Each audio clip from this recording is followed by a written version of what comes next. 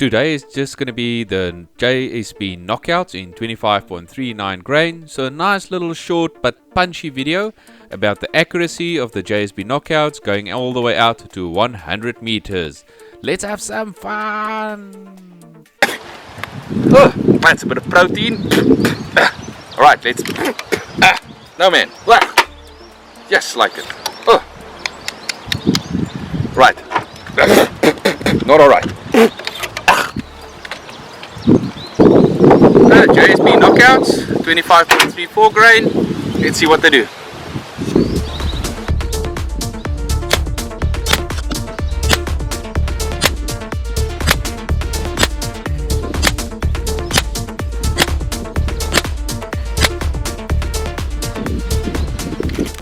The overall grouping was not that impressive, but if you look at it closely, there's only two wayward shots.